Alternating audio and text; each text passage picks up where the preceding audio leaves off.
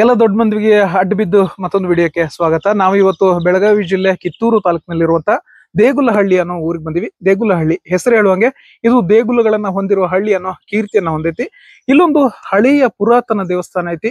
ಸರಿಸುಮಾರು 12ನೇ ಶತಮಾನದಲ್ಲಿ ನಿರ್ಮಾಣ ಆಗಿರುವಂತಹ ದೇವಸ್ಥಾನ, ಕದಂಬರ ಕಾಲದ ದೇವಸ್ಥಾನ. ಸೊ ಈ ದೇವಸ್ಥಾನದ ವಿಶೇಷತೆ ಏನು, ಅದರ ಪರಿಚಯ ಏನು, ಮತ್ತೆ ಈಗ ಸದ್ಯ ದೇವಸ್ಥಾನದ ಪರಿಸ್ಥಿತಿ ಏನು ಅನ್ನೋದನ್ನ ತೋರಿಸೋದಕ್ಕೋಸ್ಕರ ಈ ವಿಡಿಯೋ ಮಾಡತ್ತೀವಿ. ನನ್ನ ಹಿಂದೆ ದೇವಸ್ಥಾನದ ಚಿತ್ರೀಕರಣ ನಿಮ್ಗೆ ಕಾಣತೈತಿ. ಈಗ ಅದರ ಡೀಟೇಲ್ಸ್ ಅನ್ನ ಕೊಡ್ತಾ ಹೋಗ್ತೀನಿ. ಪ್ರಚಲಿತ ವಾಹಿನಿಯ ಮತ್ತೊಂದು ವಿಡಿಯೋ ಏನಪ್ಪಾ ಅಂತಂದ್ರ, ಈಗಲೇ ನಾ ಹೇಳ್ದಂಗ ದೇಗುಲಹಳ್ಳಿ ಅನ್ನೋ ಒಂದು ಗ್ರಾಮಕ್ಕೆ ಬಂದಿವಿ. ದೇಗುಲಹಳ್ಳಿ ಹೆಸರೇ ಒಂಥರ ಡಿಫ್ರೆಂಟ್ ಆಗಿ ಚೆನ್ನಾಗೈತಿ ಕೇಳೋದಕ್ಕೆ. ಈ ಗ್ರಾಮದಲ್ಲಿ ಒಂದು ಕದಂಬರ ಕಾಲದಲ್ಲಿ ನಿರ್ಮಾಣ ಆದಂತಹ 12ನೇ ಶತಮಾನದ ಒಂದು ಶಿವನಿಗೆ ಸಮರ್ಪಿತವಾದ ದೇವಸ್ಥಾನ ಐತಿ. ದೇವಸ್ಥಾನ ನಿಮ್ಗೆ ಕಾಣಿಸತೈತಿ. ದೇವಸ್ಥಾನದ ಈ ಹೊರಗಿನ ಒಂದೇನ ಚಿತ್ರಣ ನೋಡಿದ್ರೆ ನಿಮ್ಗೆ ಗೊತ್ತಾಗ್ತೈತಿ. ಇದು ತುಂಬಾ ಹಳೆ ಕಾಲದಲ್ಲಿ ನಿರ್ಮಾಣವಾದ ದೇವಸ್ಥಾನ, ಮತ್ತೆ ಪುರಾತತ್ವ ಇಲಾಖೆಗೆ ಸಂಬಂಧಿಸಿದ ದೇವಸ್ಥಾನ ಆಗಿರೋದ್ರಿಂದ ಅವರೇ ಇದನ್ನ ಪುನರ್ ನಿರ್ಮಾಣ ಮಾಡೋದಕ್ಕೆ, ಅಂದ್ರೆ ಜೀರ್ಣೋದ್ಧಾರ ಮಾಡುವ ಕೆಲಸಕ್ಕೆ ಕೈ ಹಾಕಿದ್ರು. ಬಟ್ ಏನಾಗೈತಪ್ಪ ಅಂತಂದ್ರ ಆ ಕೆಲಸ ಇಲ್ಲಿ ಅರ್ಧಕ್ಕೆ ನಿಂತೈತಿ.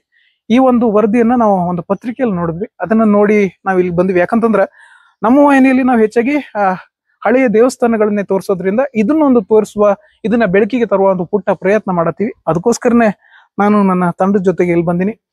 ನಾನು ಮತ್ತೆ ಅರುಣ್, ರಾಯಪ್ಪ ಹಾಗೆ ನಾಗೇಶ್ ನಾವು ಇಲ್ಲಿ ಬಂದ್ವಿ. ಹೋಗೋ ದಾರಿಯಲ್ಲಿ ನಮ್ಗೆ ಇದು ನೆನಪಾಯ್ತು. ಕಿತ್ತೂರು ವೇದಲ್ಲಿ ಹೋಗ್ತಿದ್ದಾಗ ಇಲ್ಲಿ ನೆನಪಾಯ್ತು. ಈಗ ದೇವಸ್ಥಾನದ ಒಳಾಂಗಣಕ್ಕೆ ಎಂಟ್ರಿ ಆಗಿವಿ ನಾವು.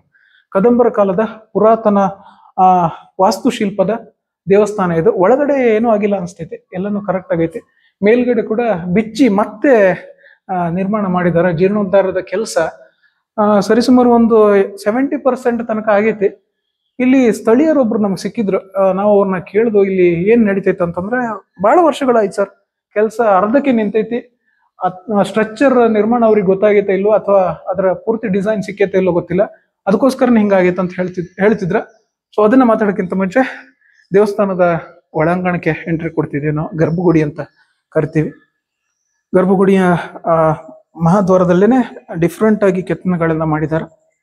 ಪ್ರತಿಯೊಂದು ಕೆತ್ತನೆಗಳು ಕೂಡ ಡಿಫ್ರೆಂಟ್ ಆಗಿದಾವೆ. ವಾಸ್ತುಶಿಲ್ಪ ಅಂದ್ರೇನೆ ಹಾಗೆ. ನಮ್ಮ ಪುರಾತನ ವಾಸ್ತುಶಿಲ್ಪಗಳು ಕಣ್ಣಿಗೆ ಕಟ್ಟುವಂತಿರ್ತವೆ. ಅವರ ಕೈ ಚಳಕ ಕಲ್ಲಿನ ಮೇಲೆ ಹೆಂಗೆ ಮೂಡುತ್ತೆ ಅನ್ನೋದಕ್ಕೆ ಇದು ಸಾಕ್ಷಿಯಾಗಿ ನಿಲ್ತೈತಿ. ಇವೆಲ್ಲ ಕಡೆ ನೋಡಿರ್ತೀರಿ ದೇವಸ್ಥಾನಗಳನ್ನ. ಈ ರೀತಿಯ ಪುರಾಣದ ಇತಿಹಾಸ ಹೊಂದಿರುವ ಒಂದು ಐತಿಹಾಸಿಕ ದೇವಸ್ಥಾನಗಳು ನಮ್ಮ ಸುತ್ತಮುತ್ತ ಇರ್ತವೆ. ನಮಗೆ ಗೊತ್ತಿರೋಂಗಿಲ್ಲ. ನಮ್ಗೆ ಹೆಂಗೀಗ ಒಂದೊಂದೇ ಗೊತ್ತಾಗ್ತಿದ್ದಾವೋ ಹಂಗೆ ನಿಮಗೂ ಅದನ್ನ ತಿಳಿಸುವ ಒಂದು ಪ್ರಯತ್ನ ಮಾಡತ್ತೀವಿ ನಾವು. ಶಿವಲಿಂಗ ಕಾಣಿಸತೈತಿ ನಿಮ್ಗೆ. ಅತಿ ಪುರಾತನವಾದ ದೇವಸ್ಥಾನ. ಸರಿಸುಮಾರು 12ನೇ ಶತಮಾನ ಅಂದ್ರ ಇಲ್ಲಿವರೆಗೆ ಎಷ್ಟು ಕಾಲಗಳನ್ನ ನೋಡಿರ್ತೈತಿ, ಎಷ್ಟು ಕಾಲಘಟ್ಟಗಳನ್ನ ಇದು ಕಳೆದಿರ್ತೈತಿ ಅನ್ನೋದು ನಿಮ್ಮ ಅಂದಾಜಿಗೆ ಸಿಗ್ತೈತಿ. ಗರ್ಭಗುಡಿಯಲ್ಲಿದ್ದೀವಿ ನಾವು. ಕೆತ್ತನೆ ಎಷ್ಟು ಅಚ್ಚುಕಟ್ಟಾಗಿ ಮಾಡಿದಾರ. ಮತ್ತೆ ಹಿಂದ್ಗಡೆ ಕೆಲಸವೆಲ್ಲ ನೀಟಾಗಿ ನಡೆದೈತಿ. ಬಟ್ ಇದು ಯಾಕೆ ಇಲ್ಲಿಗೆ ನಿಂತೈತಿ ಅನ್ನೋದು ಇವತ್ತಿಗೂ ನಮ್ಗೆ ಪ್ರಶ್ನೆಗೆ ಕಾಡತೈತಿ. ನಮ್ಗೆ ಅನ್ನೋದಕ್ಕಿಂತ ಇವ್ರನವ್ರಿಗೆ ಈ ಪ್ರಶ್ನೆ ಯಕ್ಷ ಪ್ರಶ್ನೆಗೆ ಕಾಡತೈತಿ ಅಂತ. ಯಾಕಂದ್ರೆ ಅವರು ತುಂಬಾ ನೋಡಿದ್ದಾರೆ ಇದನ್ನ. ತುಂಬಾ ದಿನದಿಂದ ನಿರ್ಮಾಣ ಆಗತ್ತಿತ್ತು, ಜೀರ್ಣೋದ್ಧಾರ ಆಗ್ತೈತಿ, ಮತ್ತೆ ಸರಿ ಹೋಗ್ತೈತಿ, ಎಲ್ಲಾನು ಮೊದ್ಲಿನ ತರ ಆಗಿ ನಮ್ಗೆ ಆ ಗುಡಿ ನಮ್ಗೆ ಮತ್ತೆ ನೋಡಕ್ ಸಿಗ್ತೈತಿ ಅನ್ನೋ ಆಸಕ್ತಿ, ಕುತೂಹಲ ಎಲ್ಲ ಅವ್ರ ಕಡೆ ಇರ್ತಿತ್ತು. ಆದ್ರೆ ಇದು ಯಾಕೆ ಹಲವು ವರ್ಷಗಳಿಂದ ಮತ್ತೆ ನಿರ್ಮಾಣ ಕಾಣದೇನೆ ನಿಂತೈತಿ. ಕದಂಬರ ವಾಸ್ತುಶಿಲ್ಪ ನಾವು ಕಳೆದ ಒಂದು ಸ್ವಲ್ಪ ದಿನದ ಹಿಂದಿನ ವಿಡಿಯೋದಲ್ಲಿ ಕದಂಬರ ರಾಜಧಾನಿ ಬನವಾಸಿಯ ವಾಸ್ತುಶಿಲ್ಪದ ಪರಿಚಯ ನಿಮಗೆ ಮಾಡಿಸಿದ್ವಿ. ಅಲ್ಲಿನ ಮಧುಕೇಶ್ವರ ದೇವಸ್ಥಾನದ ಪರಿಚಯ ನಿಮಗೆ ಮಾಡಿಸಿದ್ವಿ. ಹಾಗೇನೆ ಈ ವಿಡಿಯೋದಲ್ಲಿ ಕೂಡ ಅದರ ಒಂದು ತುಣುಕು, ಅಂದ್ರೆ ಕದಂಬರು ಯಾವ ರೀತಿ ವಾಸ್ತುಶಿಲ್ಪವನ್ನ ಮಾಡಿರ್ತಿದ್ರು, ಕದಂಬರ ಕಾಲದ ದೇವಸ್ಥಾನಗಳು ಯಾವ ರೀತಿ ಅಚ್ಚುಕಟ್ಟಾಗಿ ನಿರ್ಮಾಣ ಆಗಿರ್ತಿದ್ವು ಅನ್ನೋದನ್ನ ತೋರಿಸುವ ಒಂದು ಪುಟ್ಟ ಪ್ರಯತ್ನ ಮಾಡತ್ತೀವಿ. ಈಗ ನಿಮಗೆ ತೋರಿಸ್ತಿರುವಂಥದ್ದು ಮತ್ತೆ ಭಾರತೀಯ ಪುರಾತತ್ವ ಇಲಾಖೆ ಏನು ಇದನ್ನ ಕೈಗೆತ್ಕೊಂಡು ಪುನರ್ ನಿರ್ಮಾಣ ಕೆಲಸವನ್ನ ಮಾಡ್ತಿತ್ತು, ಜೀರ್ಣೋದ್ಧಾರ ಮಾಡುವ ಕೆಲಸವನ್ನ ಮಾಡ್ತಾ ಇತ್ತು. ಅದು ಅಚ್ಚುಕಟ್ಟಾಗಿ ನಡೀತಾ ಇತ್ತು. ಆದ್ರೆ ಯಾಕೆ ಈಗ ನಿಂತಿದೆ, ಅದಕ್ಕೆ ಕಾರಣ ಏನನ್ನೋದು ಇನ್ನೋರಿಗೂ ಗೊತ್ತಾಗ್ತಾ ಇಲ್ಲ. ದಯವಿಟ್ಟು ಈ ಕೆಲಸಗಳನ್ನ ಮುಗಿಸ್ಬೇಕು ಅನ್ನೋದು ನಮ್ಮ ಮನವಿ. ಯಾಕಂದ್ರೆ ನಮ್ಮ ಇತಿಹಾಸಗಳು, ನಮ್ಮ ದೇವಸ್ಥಾನಗಳು, ನಮ್ಮ ಗುರುತುಗಳು ಇವೆಲ್ಲ, ಅವುಗಳನ್ನ ಪ್ರತಿಬಿಂಬಿಸುವ ಕೆಲಸ ಪುನರ್ ನಿರ್ಮಾಣ ಆಗಿ ಜೀರ್ಣೋದ್ಧಾರ ಆದ್ರೇನೆ ಚಂದ. ಅಚ್ಚುಕಟ್ಟಾಗಿ ನಿರ್ಮಾಣ ಮಾಡಿದರೆ ಹಿಂದ್ಗಡೆ ಬಂದಿದೀವಿ ನಾವೀಗ ದೇವಸ್ಥಾನದ ಹಿಂಭಾಗದಲ್ಲಿ. ಅದಕ್ಕಿಂತ ದೇವಸ್ಥಾನದ ಹಿಂಭಾಗ ತೋರ್ಸೋಕ್ಕಿಂತ ಮುಂಚೆ ಹಿಂಭಾಗದಲ್ಲಿ ಏನಿದೆ ಅನ್ನೋದನ್ನ ತೋರ್ಸೋಕ್ ಪ್ರಯತ್ನ ಮಾಡ್ತೀನಿ ನಾನು. ಈಗ ಎಮ್ಮೆಗಳೆಲ್ಲ ಮೇಯ್ತಿದಾವ, ನಿಮ್ಗೆ ಕಾಣಿಸತೈತಿ. ಪುರಾತತ್ವ ಇಲಾಖೆಯ ಯಾವೊಬ್ಬ ಸಿಬ್ಬಂದಿ ಕೂಡ ಇಲ್ಲಿಲ್ಲ. ಮತ್ತೆ ಇಲ್ಲಿ ಗೋಪುರದ ಮೇಲೆ ನಿರ್ಮಿಸಬೇಕಾದ ಕಲ್ಲುಗಳು ಯಾವ ರೀತಿ ಬಿದ್ದಿದಾವ ಅಂತ ಕಾಣಿಸಾಗ್ತೈತಿ. ಗೋಪುರ ತೋರ್ಸಕ್ಕಿಂತ ಮುಂಚೆ ಈ ಕಲ್ಲುಗಳನ್ನ ತೋರಿಸ್ತೀನಿ ನಿಮ್ಗೆ. ನಾವು ಕಲ್ಲುಗಳು ಕಾಣಿಸತ್ತವ ನಿಮ್ಗ. ಇಲ್ಲಿ ಈ ಕಲ್ಲುಗಳನ್ನೇ ಬಳಸಿ ಜೀರ್ಣೋದ್ಧಾರ ಕೆಲಸ ಮಾಡ್ಬೇಕಿತ್ತು, ಹಾಗೆ ಬಿದ್ದಿದಾವೆಲ್ಲ ಕಲ್ಲು. ನನಗೆ ಸ್ಥಳೀಯರು ಕೊಟ್ಟಿರೋ ಮಾಹಿತಿ ಪ್ರಕಾರ ಇದು ಕಳಶದ ಗೋಪುರದ ಕಳಶ ಅಂತಾರ. ಕಾಣಿಸತೈತಿ ನಿಮ್ಗ, ಅತಿ ದೊಡ್ಡದಾಗೈತಿ, ಪುರಾತನ ಕಲ್ಲಿದ ಗೋಪುರದ ಕಳಶ ಅಂತ ಈ ಎಂಡಿಗೆ ಬಂದ್ರೆ ಗೊತ್ತಾಗ್ತೈತದ. ಅತಿ ಸುಂದರವಾದ ಕೆತ್ತನೆ. ಇಷ್ಟು ಕಲ್ಲುಗಳನ್ನ ಕಡ್ದು ಗುಡ್ಡೆ ಹಾಕಿದಾರ ಅಂತ ಹೇಳ್ಬೋದು ನಾವು. ಕಡ್ದು ಗುಡ್ಡೆ ಹಾಕಿರೋ ಕಲ್ಲುಗಳನ್ನ ಗೋಪುರದ ಮೇಲೆ ನಿರ್ಮಾಣ ಮಾಡ್ಬೇಕಿತ್ತು. ಇನ್ನೊಂದು ವಿಶೇಷ ಮಾಹಿತಿ ಏನಂದ್ರ, ಈಗ ನಿಮ್ಗೆ ಗೋಪುರ ತೋರಿಸ್ತೀನಿಲ್ಲ, ಈ ಗೋಪುರ 5 ಅಂತಸ್ತಿಂದ ಆಗಿತ್ತು ಅಂತ ಹೇಳ್ತಾರ ಇಲ್ಲಿ ಸ್ಥಳೀಯರು. ಅಂದ್ರೆ ಅದೆಷ್ಟು ಸತ್ಯನೋ ಎಷ್ಟು ನಿಖರವಾದ ಮಾಹಿತಿನೋ ನನ್ಗೆ ಗೊತ್ತಿಲ್ಲ. ಆಗಿತ್ತು ಅನ್ನೋದೊಂದು ಮಾಹಿತಿ. ಇದ್ರ ಮೇಲೆ ಅಲ್ಲಿ ಸೈಡಿಗೆ ನೋಡಿದ್ರೆ ಅಂದಾಜು ಸಿಗತೈತಿ, ಅಷ್ಟು ಹೈಟ್ ಇದ್ದಿರ್ಬೋದು. ಯಾಕಂದ್ರೆ ಕದಂಬರ ವಾಸ್ತುಶಿಲ್ಪ ನಮ್ಮ ಕಲ್ಪನೆಗೂ ಮೀರಿರ್ತಿತ್ತು. ಹಳೆಯರ ಕೆಲಸಗಳು ಈಗಿನ ಕೆಲಸಗಳಿಗೆ ಜಗಜಾಂತರ ವ್ಯತ್ಯಾಸ.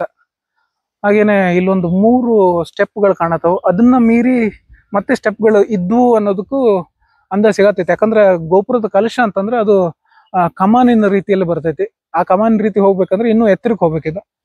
ಇದು ಎಷ್ಟು ಎತ್ತರ ಇತ್ತು ಅನ್ನೋ ಅಂದಾಜು ಕೂಡ ಇಲ್ಲ. ಯಾಕೆ ಇದರ ಜೀರ್ಣೋದ್ಧಾರದ ಕೆಲಸ ಇಷ್ಟಕ್ಕೆ ಸ್ಟಾಪ್ ಆಗೈತೆ ಅನ್ನೋದು ನಮ್ಗೆ ಮತ್ತೆ ಊರಿನವರಿಗೆ, ಸುತ್ತಮುತ್ತಲಿನ ಜನರಿಗೆ ಗೊಂದಲವಾಗಿ ಉಳಿದೈತಿ. ಇದೇ ರೀತಿ ಇಲ್ಲಿ ಪಕ್ಕದಲ್ಲಿ ಇನ್ನೊಂದು ಗ್ರಾಮ ಐತಿ. ಆ ಗ್ರಾಮದಲ್ಲಿ ಕೂಡ ಕಮಲ್ ಬಸ್ತಿಯನ್ನ ನಿರ್ಮಾಣ ಮಾಡಿದ್ರು ಇದೇ ಕದಂಬರು, ಅದೇ 12ನೇ ಶತಮಾನದಲ್ಲಿ. ಆ ಕಮಲ್ ಬಸ್ತಿ ಇನ್ನೂ ಕೂಡ ಚೆನ್ನಾಗಿದೆ ಅನ್ನೋದು ಇಲ್ಲಿ ಸಿಕ್ಕಂತ ಮಾಹಿತಿ. ಅಲ್ಲಿ ಚೆನ್ನಾಗಿರುವ ಮಾಡಿರುವ ಕೆಲಸವನ್ನ ಇಲ್ಲಿ ಯಾಕೆ ಮಾಡಿಲ್ಲ ಅನ್ನೋದೇ ಇನ್ನು ಪ್ರಶ್ನೆಯಾಗಿ ಉಳಿದಿದೆ. ಇದಕ್ಕೆ ಉತ್ತರವನ್ನ ಯಾರು ಕೊಡ್ತಾರೋ ಸಂಬಂಧಿಸಿದ ಇಲಾಖೆಯವರು ಕೊಟ್ರೆ ತುಂಬಾನೇ ಇಲ್ಲಿನ ಜನರಿಗೂ ಉಪಕಾರ ಆಗುತ್ತೆ. ಹಾಗೇನೆ ಈ ಇತಿಹಾಸವನ್ನ ಮತ್ತೆ ನಾವು ಕಣ್ತುಂಬಿಸ್ಕೊಳ್ಳೋದಕ್ಕೆ ಉಪಯೋಗ ಆಗುತ್ತೆ. ನಾನೀಗ ಹೇಳ್ದಂಗೆ ಪಕ್ಕದ ದೇವ್ಗಾಂವ್ ಅನ್ನೋ ಊರಿನಲ್ಲಿ ಮತ್ತೊಂದು ಕಮಲ್ ಬಸ್ತಿ ಇತ್ತಂತೆ, ಇದೆಯಂತೆ. ಅದನ್ನು ಕೂಡ ಕದಂಬರ ನಿರ್ಮಾಣ ಮಾಡಿದ್ರೆ ಅದು ಅಚ್ಚುಕಟ್ಟಾಗಿದೆ. ಇದ್ಯಾಕೆ ಅಚ್ಚುಕಟ್ಟಾಗಿಲ್ಲ, ಈ ಕೆಲಸವನ್ನ ಯಾಕೆ ಮಾಡ್ತಾ ಇಲ್ಲ ಅನ್ನೋದು ಎಲ್ಲರ ಪ್ರಶ್ನೆಯಾಗಿ ಉಳ್ಕೊಂಡಿದೆ. ದೇವಾಲಯದ ಸುತ್ತಮುತ್ತಲಿನ ವಾತಾವರಣ ಕೂಡ ನೋಡಿದ್ವಿ, ಅತ್ಯುತ್ತಮ ದೇವಸ್ಥಾನ. ಈ ಕೆಲಸವನ್ನ ಸಂಪೂರ್ಣವಾಗಿ ನಿರ್ಮಾಣ ಮಾಡಿ ಮುಗಿಸ್ಲಿ, ಮತ್ತೆ ದೇವಸ್ಥಾನವನ್ನ ಸುಂದರವಾಗಿ ಮಾಡ್ಲಿ ಅನ್ನೋದು ನಮ್ಮ ಆಶಯ. ನಾವು ಹಲವಾರು ವಿಡಿಯೋಗಳನ್ನ ಮಾಡ್ತಾನೆ ಇರ್ತೀವಿ. ಅದಕ್ಕೆಲ್ಲ ನಿಮ್ಮ ಬೆಂಬಲ ಇರುತ್ತೆ ಅಂತ ನಾವು ನಂಬಿರ್ತೀವಿ. ಈ ರೀತಿ ದೇವಸ್ಥಾನಗಳನ್ನ ತೋರಿಸಿ ನಮ್ಮ ಕಲೆ, ಸಂಸ್ಕೃತಿ, ಸಂಪ್ರದಾಯವನ್ನ ಪ್ರತಿಬಿಂಬಿಸುವ, ಇತಿಹಾಸವನ್ನ ಜನರಿಗೆ ತಲುಪಿಸುವ ಒಂದು ನಮ್ಮ ಪ್ರಯತ್ನ ನಡೆಯತೈತಿ. ಇದು ನಿಮ್ಗೆಲ್ಲರಿಗೆ ಖುಷಿ ಕೊಟ್ಟಿರುತ್ತೆ ಅಂತ ನಾನು ನಂಬಿರ್ತೀನಿ. ನಮ್ಮ ವಿಡಿಯೋ ಇಷ್ಟ ಆಗಿದ್ರೆ ಲೈಕ್, ಶೇರ್, ಕಮೆಂಟ್ ಮಾಡ್ರಿ. ಹಾಗೆ ನಮಗೆ ಸಪೋರ್ಟ್ ಮಾಡ್ರಿ. ಹೆಚ್ಚಿನ ವಿಡಿಯೋಗಳನ್ನ ನಿಮ್ಗಾಗಿ ತರ್ತಾ ಇರ್ತೀವಿ. ನಿಮ್ಮ ಬೆಂಬಲ ನಮ್ಗಿರ್ಲಿ. ನಮಸ್ಕಾರ.